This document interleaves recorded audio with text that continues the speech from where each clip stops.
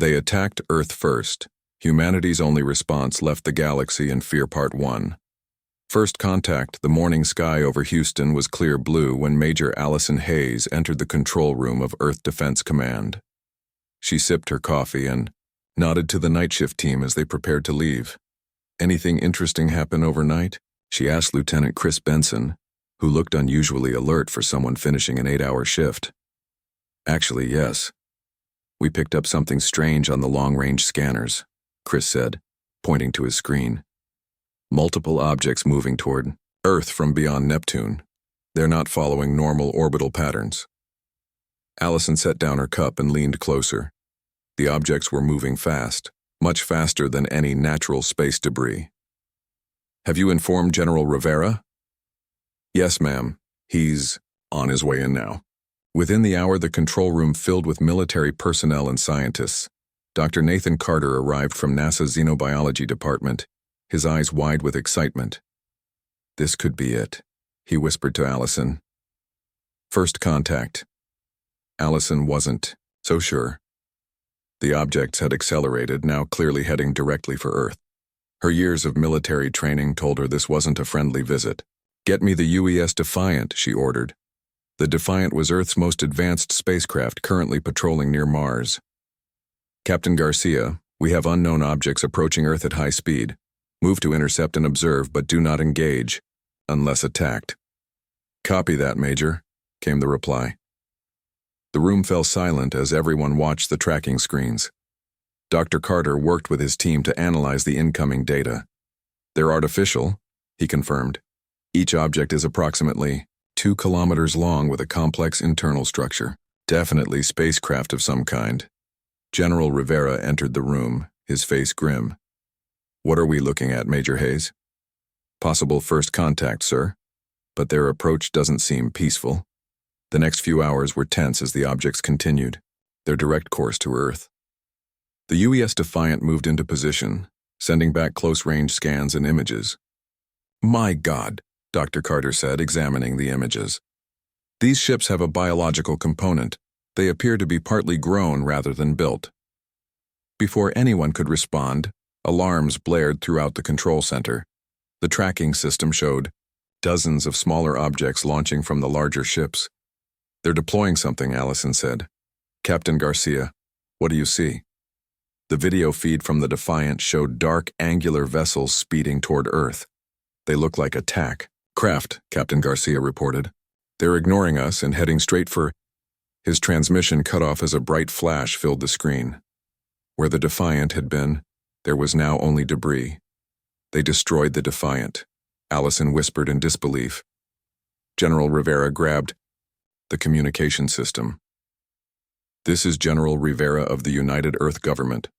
All planetary defense systems activate. This is not a drill. I repeat, this is not a drill." Within minutes, reports flooded in from around the world.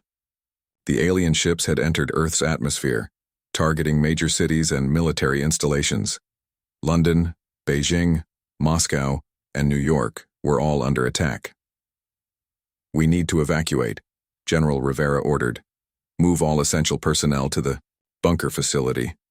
As they hurried through the underground corridors, Dr. Carter pulled up images on his tablet. "Look at this," he said to Allison. "We got a clear image of one of the attackers." The picture showed an insect-like creature with multiple limbs and a hard exoskeleton. Its head featured compound eyes and mandibles that looked designed for tearing. "What are they?" Allison asked. "I don't know," Dr. Carter replied.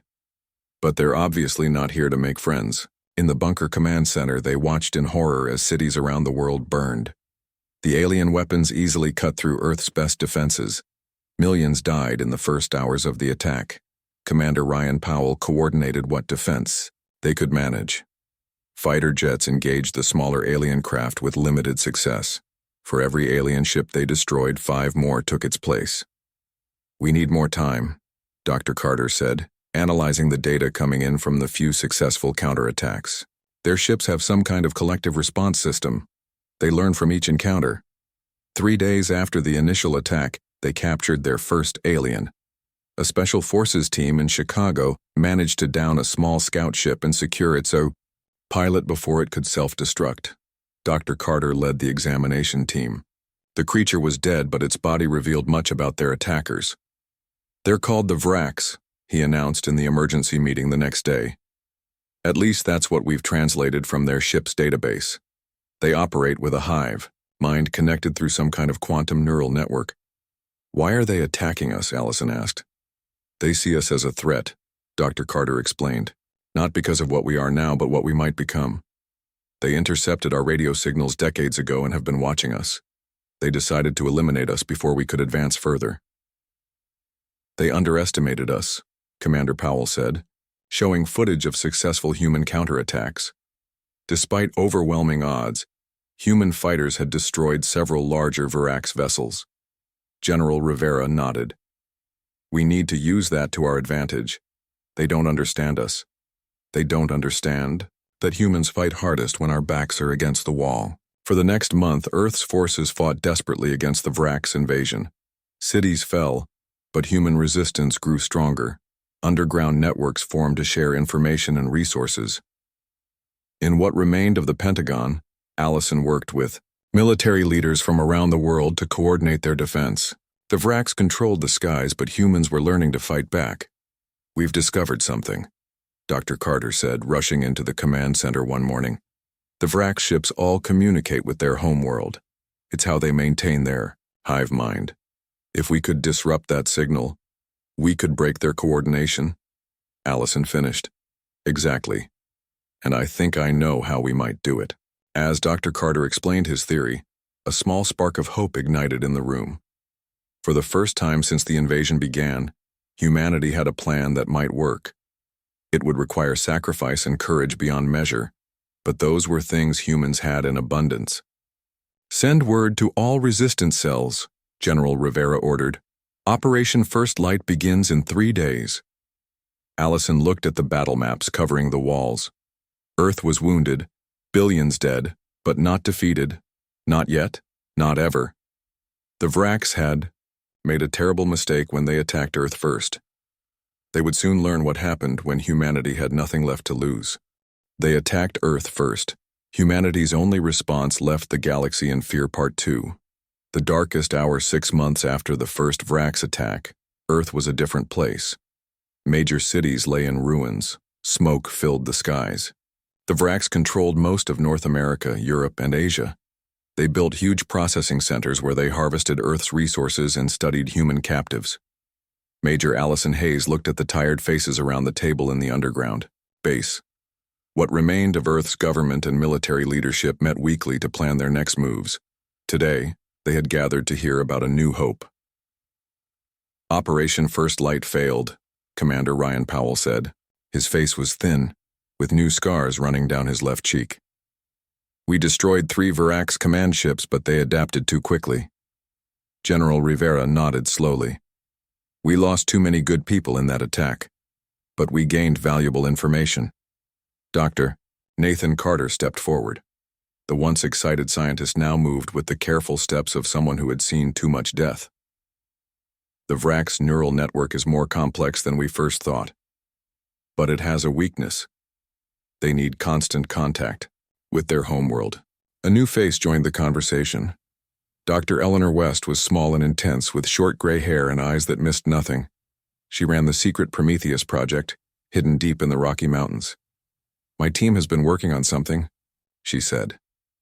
"We've been studying the alien ship that crashed in Antarctica 20 years ago." The room went silent. Few people knew about that crash. The ship had not been Vraks, but from another alien race that had passed through our solar system. "We've developed a new kind of weapon," Dr. West continued. "We call it the Singularity Device. It creates a temporary pocket universe that traps matter within its radius and speeds up time inside. Anything caught in it ages thousands of years. In seconds. Does it work?" General Rivera asked. "In tests, yes. But we need to test it against the Vraks." The meeting ended with a new plan. They would test the Singularity Device against a Vraks harvesting facility in the ruins of Seattle. Outside the conference room, Allison found Dr. Carter looking at photos on his tablet. They showed a family, his family, from before the invasion. "We'll win this," Allison said quietly. "I know," he replied. "We have to." 3 days later, Captain Alan Foster prepared his team for their mission. They would infiltrate the Vrax command ship in orbit to steal information about fleet movements and communications. "This is a one-way trip," he told his 12 volunteers. "But what we learn could save Earth." They launched at night from a hidden base in Colorado. Their ship was small, built from parts of crashed Vrax vessels. It was designed to look like Vrax debris, allowing them to drift close to the command ship. Captain Foster's team boarded the alien vessel through a maintenance hatch. The inside of the Vrax ship was hot and humid, with curved tunnels that seemed partly grown rather than built. They moved carefully, avoiding Vrax patrols. "The central data core should be ahead," whispered Lisa Chen, their tech specialist. She carried a device designed to copy Vrax data. They reached the core, a glowing room filled with what looked like liquid computers. Lisa connected her device and began downloading information. Suddenly, alarms blared. The Vrax had detected them. "Keep downloading," Captain Foster ordered. "We'll hold them off." The team formed a defensive circle as Vrax soldiers swarmed toward them. The aliens moved with terrifying speed, their many limbs clicking on the ship's surface. The humans fought bravely, but they were outnumbered. One by one, they fell. Lisa worked frantically as the circle of defenders grew smaller. "Got it," she finally shouted. Captain Foster looked around. Only 3 of his team remained alive. "Send the data now," he ordered. Lisa activated the transmitter. The precious information streamed to Earth just as the Vrax broke through their final defense. Captain Foster's last act was to trigger the explosive charges they had planted. The blast tore through the command ship, destroying the data core and many Vrax. Back on Earth, Commander Powell received the transmission. "They did it," he told Allison. "We have everything we need." The data revealed that the Vrax neural network operated on a specific frequency. If they could disrupt that frequency, they might break the hive mind connection. Meanwhile, in the ruins of Chicago, a young woman named Kelly Rodriguez led a group of children through empty streets. Once a teacher, now she was their protector. They were heading to a rumored safe zone in the mountains. "Stay low," she whispered, as a Vrax patrol ship passed overhead. The children, ranging from 6 to 14 years old, followed her instructions perfectly. They had learned quickly how to survive. They moved at night, hiding during the day. Food was whatever they could find or steal from Vrax storage facilities. It was dangerous, but staying in one place was more dangerous. As they neared the edge of the city, Kelly heard gunfire, human gunfire. She led the children toward the sound and found a resistance cell fighting Vrax soldiers. "Get down," a man shouted to her. She pulled the children into a ditch as bullets and energy weapons fired overhead. When the fighting ended, the humans had won. The man who had shouted to her introduced himself as Ben Miller, leader of the Chicago resistance. "We're heading to the mountain base," Kelly explained. Ben nodded. "We'll help you get there. They're working on something big, something that might end this war." At the Prometheus facility, Dr. West and her team prepared to test the Singularity device. Lieutenant Samantha Reeves, a young physicist, had made a breakthrough. "We can tune the device to target the Vrax neural frequency," she explained. "When it activates, the effect will spread through their network." The test was set for the next day. A small team would plant the device in the Seattle harvesting facility and activate it remotely. Across Earth, resistance cells prepared for coordinated attacks. They would strike Vrax positions worldwide, creating a distraction for the test. Night fell. Dr. Carter found Allison on the observation deck looking at the stars. "Do you think there are other aliens out there?" she asked. "Ones who might help us?" "Maybe," he said. "But I think we need to help ourselves first." Allison nodded. "Tomorrow we find out if we can." The next day, as the Singularity device team moved into position, humanity prepared for its most important battle. 6 months of horror and loss had not broken human spirit. Instead, it had forged it into something stronger, something the Vrax had never encountered before, something that would soon make the entire galaxy afraid of humans. They attacked Earth first. Humanity's only response left the galaxy in fear. Part 3. Project Singularity. Dawn broke over the Rocky Mountains. Inside the hidden Prometheus facility, Dr. Eleanor West hadn't slept. Her team worked through the night, making final adjustments to the Singularity device. The power core is stable, Lieutenant Samantha Reeves reported. She was 28, the youngest scientist on the team. Before the invasion, she had been working on her doctorate in quantum physics. Now she was working on a weapon that might save humanity. The targeting system is aligned to the Vrax neural frequency, she continued. Once activated, the effect should spread through their network. Dr. West nodded. How far will it spread? We don't know, Samantha admitted. Theoretically, it could affect all Vrax connected to the same network node. In the command center, Major Allison Hayes studied the mission plans. A small team would infiltrate the Vrax harvesting facility built in the ruins of Seattle. They would plant the device, then retreat to a safe distance before activation. The strike team is ready, Commander Ryan Powell told her. 6 volunteers, all former special forces. Make sure they understand the risks, Allison said. We've only tested this device in the lab. Ryan nodded grimly. They understand. They all lost family in the first wave. Meanwhile, Admiral Frank Garrison coordinated the global diversion operation from a submarine in the Pacific. Every remaining military unit and resistance cell would attack Vrax positions simultaneously, drawing attention away from Seattle. All units confirm ready, his communications officer reported. Awaiting your order, sir. Admiral Garrison took a deep breath. Send the go code. May God help us all. Across the world, humans launched their attacks. Fighter jets engaged Vrax, ships over Europe. Tanks and ground troops struck processing centers in Asia. Resistance fighters sabotaged Vrax facilities in South America. The Vrax responded quickly, moving forces to counter the sudden offensive. Just as planned, they pulled units away from the Pacific Northwest. In Seattle, the strike team approached the harvesting facility.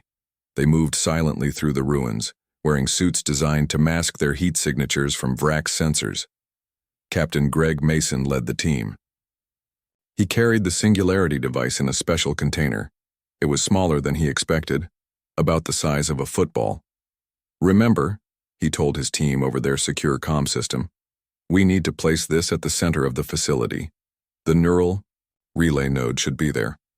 The harvesting facility was massive, covering what had once been downtown Seattle. Vrax had built it partly underground, with towers rising above the ruins. Humans were brought here from across the region, some for study, others for labor. The team entered through a drainage system. Inside, they moved carefully, avoiding Vrax patrols. The air was thick with strange smells, alien chemicals, and the unmistakable scent of fear. They reached the central chamber after an hour of careful movement. The neural relay node glowed with eerie blue light, pulsing with information flowing to and from the Vrax ships in orbit. Plant the device here, Captain Mason ordered, pointing to the base of the node. As they moved to place the device, alarms suddenly blared. The Vrax had detected them. We've been compromised, said Lieutenant Kim, the team's tech specialist. They're locking down the facility. Captain Mason made a quick decision. Everyone out now. I'll place the device. Sir, the remote trigger? Won't matter if we're all caught, Mason cut in. Go. That's an order. The team hesitated, then followed orders. They retreated toward the exit as Vrax soldiers swarmed into the chamber. Captain Mason fought his way to the neural node, taking hits from Vrax weapons. His armor smoked and melted, but he kept moving. With his last strength, he placed the Singularity device against the node and activated it manually. He smiled as the device powered up. His last thought was of his family. At the Prometheus facility, alarms sounded as sensors detected the Singularity activation. It's working, Samantha shouted, watching the readings. The effect is spreading through their network. On screens around the command center, they watched as the Seattle facility collapsed inward. A swirling vortex of energy formed where the HFY building had stood. Vrax ships in the area began to fail, falling from the sky. The effect is propagating, Dr. Carter reported, monitoring Vrax communications. It's moving through their neural network faster than we predicted. Dr. West's face showed both awe and horror as she watched. What have we created? She whispered. The effect spread across the Pacific Northwest, disabling Vrax forces connected to the Seattle node. For the first time since the invasion, a large area of Earth was completely free of Vrax control, but the victory came at a cost. The strike team was lost. Captain Mason's sacrifice had made the mission successful, but the remote trigger system had failed. Future deployments would need a new approach. Admiral Garrison's forces regrouped after the diversionary attacks. Despite heavy losses, they had accomplished their goal. Now they had proof the singularity device worked. We need 5 more devices, General Rivera told Dr. West. 1 for each major Vrax command ship in orbit. That will take time, she replied. At least 2 months. You have 1 month, he said firmly. That's all the time we can give you. In the ruins of Chicago, Kelly Rodriguez and her group of children reached the resistance base. They were greeted by soldiers who looked tired but hopeful. You picked a good time to arrive, said Ben Miller. We just got word about Seattle. The weapon worked. Kelly didn't understand what weapon they meant, but she could see the effect on the people around her. For the first time in months, they looked like they believed they could win. In the following weeks, resistance cells grew stronger. More humans escaped Vrax control, bringing with them information and skills. The tide was beginning to turn. At the Prometheus facility, Dr. West's team worked around the clock to build the 5 new singularity devices. Lieutenant Samantha Reeves made another breakthrough, finding a way to better focus the effect. We can target specific Vrax frequencies now, she explained.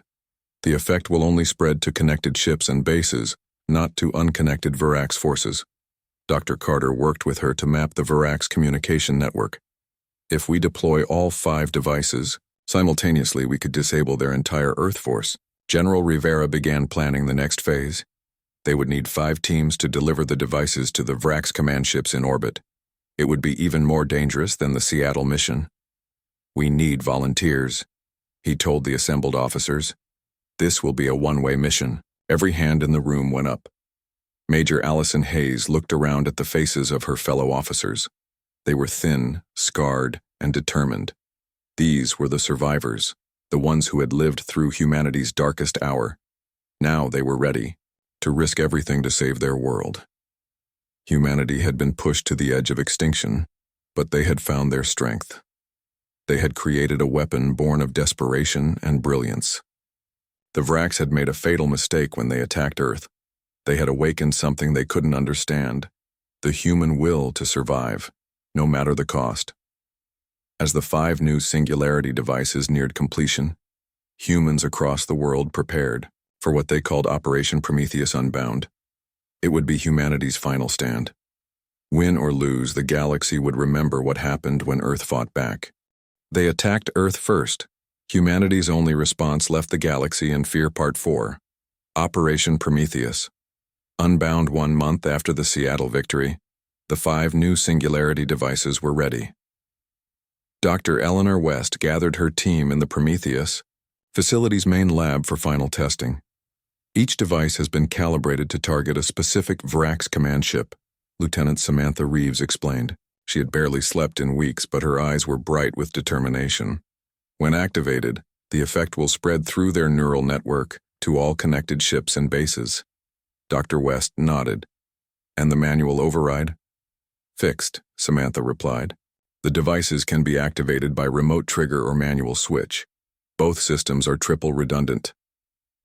In the training center, 5 volunteer teams prepared for their missions. Each team would take 1 device to a Vrax command ship.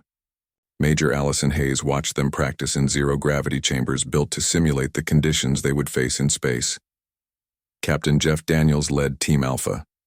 Once a commercial shuttle pilot, he now commanded Earth's most critical mission.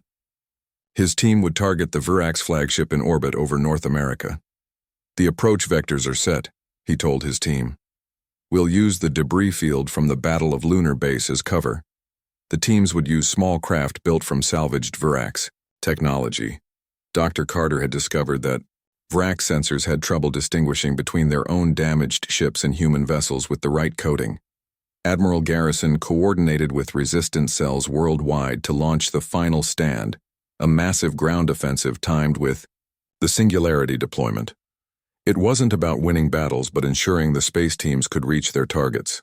Every Virax ship or soldier engaged on the ground is one less defending their command ships, he explained to his officers.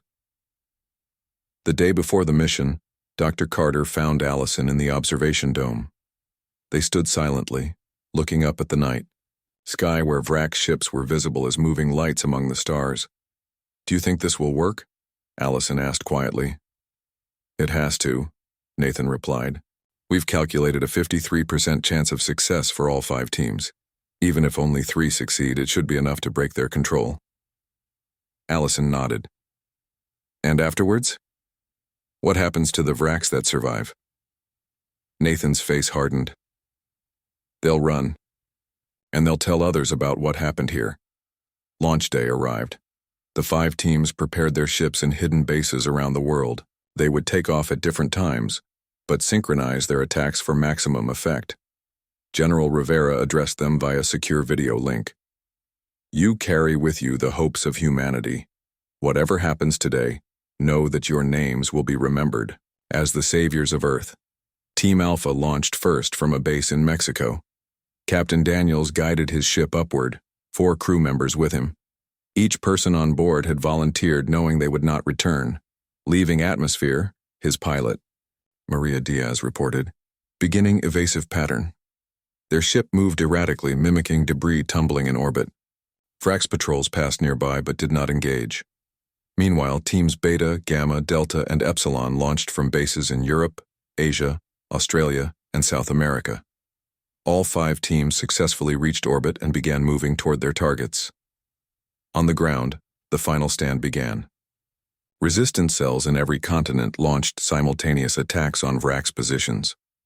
Former enemies fought side by side, American and Russian soldiers, Chinese and Indian forces, nations that once pointed nuclear weapons at each other now, united against a common enemy. Kelly Rodriguez joined the Chicago resistance fighters. She had left the children in the mountain safe zone, promising to return. Now she carried a plasma rifle salvaged from a downed Virax ship. "Remember," Ben Miller told his fighters, "we just need to keep them busy for 6 hours. Give the space teams time to reach their targets." The Virax responded to the attacks with surprise. They had not expected such coordination from the fragmented human resistance. Their tactical AI struggled to predict human movements because human commanders made choices the Virax considered irrational. In orbit, Team Alpha approached the Virax flagship. It was massive, a 15-kilometer vessel shaped like a giant insect. Smaller ships moved around it in constant patrol patterns. "We need to reach the ventral docking bay," Captain Daniels told his team. "The neural relay node is 3 levels above it." They drifted closer, using debris as cover. A patrol passed within 100 meters but did not detect them. "We're in position," Maria reported. "Ready for approach burn." Captain Daniels took a deep breath. "Execute." Their engines fired, pushing them toward the docking bay. Immediately, alarms sounded on the Virax ship. Defense systems activated, firing, energy beams at the approaching human vessel. "Evasive maneuvers," Daniels ordered. Maria piloted skillfully, avoiding most of the beams, but their ship took hits. Warning lights flashed across their control panels. "Hull breach in Section 3, reported Eric Chen, their engineer. "Sealing now." Despite the damage, they reached the docking bay. Their ship crashed through the energy barrier, skidding across the floor in a shower of sparks. Virax soldiers swarmed toward them. "Move," Daniel shouted. "Get to the relay node." They fought their way through the ship, using weapons designed specifically to disrupt Virax biology. Sarah Lee, their combat specialist, led the way, clearing corridors with deadly precision. Across the Earth orbit, the other teams faced similar challenges. Team Gamma lost their ship before reaching their target, but managed to launch their Singularity device toward the command ship using an emergency propulsion system. Team Beta successfully infiltrated their target, but lost contact after reporting. They had reached the relay node. Teams Delta and Epsilon both reached their targets and confirmed they were in position. Team Alpha fought to the relay node level. Only Captain Daniels and Sarah remained alive. They reached the massive chamber where the neural relay pulsed with blue energy. "Cover me," Daniels told Sarah. He carried the Singularity device in a backpack. Sarah fired steadily at the approaching Vrax while Daniels worked to place the device at the base of the relay. He activated the arming sequence and set the timer for 5 minutes. "Device armed," he reported over the global comm system. "Team Alpha ready." Similar reports came in from Teams Delta and Epsilon. Team Gamma's device had attached to their target ship's hull but had not yet confirmed arming. Team Beta remained silent. Admiral Garrison monitored from his command center. 3 confirmed, 1 probable, 1 unknown, he reported to General Rivera. "Do we proceed?" "Yes," Rivera ordered without hesitation. "Execute final sequence." The activation signal went out to all 5 devices. Captain Daniels watched the countdown on his device reach 0. The last thing he saw was a flash of brilliant light as space and time bent around him. Across Earth orbit, the Singularity devices activated. The massive Vrax command ships collapsed inward, caught in localized temporal distortions that aged everything within their radius by thousands of years in seconds. The effect spread through the neural network, moving to connected ships and bases. On the ground, humans watched as Virax ships fell from the sky. Virax soldiers suddenly collapsed, their connection to the hive mind severed. In the Prometheus facility, Dr. Carter monitored Vrax communications. "It's working," he whispered. "Their entire command structure is collapsing." Humanity had struck back with a weapon born of desperation and brilliance. The Vrax invasion force was breaking apart. Their hive mind shattered. Earth had won its most important battle, but the war was not yet over. The Singularity effect continued to spread through the Vrax neural network, traveling faster than light through quantum entanglement. It reached beyond Earth, carrying with it a message that would soon echo across the stars.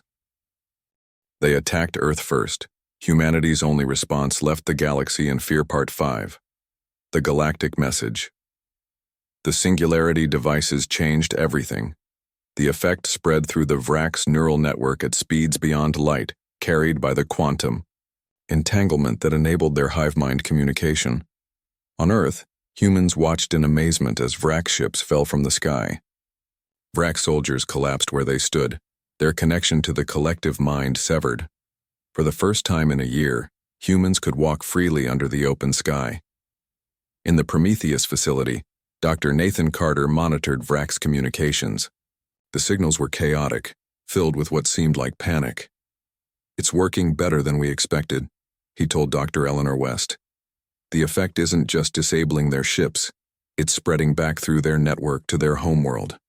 On screens, around the command center, they watched satellite images of Vrax bases shutting down across the planet. The few functioning Vrax ships were not attacking. They were fleeing, accelerating away from Earth as fast as their engines could push them. "They're running," Major Allison Hayes said, watching the screens with a mixture of disbelief and relief. Admiral Garrison contacted resistance cells worldwide. Reports came in from every continent. The Vrax were retreating. Humanity had won. But the true impact of Operation Prometheus Unbound was still unfolding millions of light-years away. On the Vrax homeworld, their overmind experienced something new, sign of fear.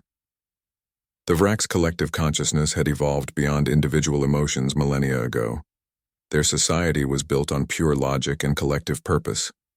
But now, as millions of connected units died simultaneously, the overmind experienced a primitive emotional response it had no defense against. For the first time, the Vrax feared extinction. They feared humans. Dr. Carter's team intercepted a transmission from the retreating Vrax ships. It was aimed not at Earth but at distant points in space, a warning to other spacefaring species. "I can't translate all of it," he told General Rivera, "but the message is clear. They're warning others to avoid our solar system. Lieutenant Samantha Reeves had managed to decode parts of the message. They're describing humans as unpredictable and willing to destroy themselves rather than be conquered, she explained. They call us the species that fears nothing, not even death. 1 year after the victory, Earth began its reconstruction. Cities rose from ruins. Fields were replanted. Using salvaged Vrax technology, humans advanced their own science at an incredible pace. Kelly Rodriguez returned to teaching, now in a new school built in the Chicago Recovery Zone. Her students included the children she had protected during the war. They studied human history alongside the new chapter they had just lived through. We fought because we had to, she told them. But now we build because we choose to. Dr. Eleanor West and her team continued their work at the Prometheus facility, now renamed the Earth Defense and Research Center. They studied the remaining singularity devices, looking for peaceful applications of the technology while keeping its weapons potential as Earth's last defense. Major Allison Hayes, now General Hayes, led the newly formed Terran Defense Force. They trained pilots to operate ships built using Vrax technology. Earth would never again be caught unprepared. We're not looking for a fight, she told her officers, but we'll be ready if one comes to us. Dr. Nathan Carter worked with international teams to develop an early warning system that would detect any approaching ships long before they reached Earth. His experience studying the Vrax had given him unique insights into alien biology and technology. 5 years after the victory, on the anniversary that humans now called Freedom Day, a probe arrived at the edge of the solar system. Unlike the Vrax ships, it moved slowly and made no attempt to hide. It broadcast a simple message in mathematical code, a request for communication. Earth's leaders gathered to discuss the response. Admiral Garrison, now retired but still respected, advised caution. It could be another threat, he warned, or it could be an opportunity. They decided to answer. A message was sent, inviting the visitors to approach Mars' orbit but no closer, to Earth. 3 months later, the probe arrived at the designated position. It contained representatives from what called itself the Galactic Concord, a loose federation of 17 spacefaring species. They had received the Vrax warning and come to see for themselves the species that had defeated the previously unstoppable Vrax Empire. The Concord representatives met with Earth's leaders on the Mars colony. They were diverse beings, some resembling plants, others like crystals or clouds of gas contained in mechanical suits. None looked remotely human, yet all shared something with humanity, a desire to survive and thrive. "We have observed your species from afar," said the chief representative, its words translated by machines. Many believed the Vrax exaggerated their warning. Now we understand they did not. The representative explained that the Vrax had been expanding for thousands of years, consuming resources and sometimes entire species. Many in the Concord had lost territories to them. None had successfully fought back until humans. "You have accomplished what our combined civilizations could not," it said. "You have sent the Vrax into retreat across the galaxy." The Concord offered diplomatic relations and trade. They would share knowledge of the galaxy and its inhabitants, if Earth would share one thing in return, a promise. The singularity. "Technology," the representative said. "We ask that you restrict its use to defense of your own system. Never use it as a weapon of expansion." Earth's leaders discussed the offer and accepted. They had never wanted to conquer, only to survive. The Galactic Concord welcomed Earth as its 18th member. As the treaty was signed, Dr. Carter looked out the window of the Mars colony at the stars. Somewhere out there, the Vrax were telling stories of Earth, stories that would make other species think twice before threatening the blue planet. Humanity had never wanted to be feared. They had only wanted to live in peace. But when pushed to the edge of extinction, they had shown the galaxy what humans were capable of. The Vrax had made a terrible mistake when they attacked Earth first. They had given humanity no choice but to fight back with everything they had, and in doing so, they had revealed a truth that would echo across the stars for generations to come. The most dangerous species in the galaxy was not the one with the most advanced technology or the largest empire. It was the one that would sacrifice everything to survive, that would stand together against impossible odds, and that would never, ever surrender. It was humans.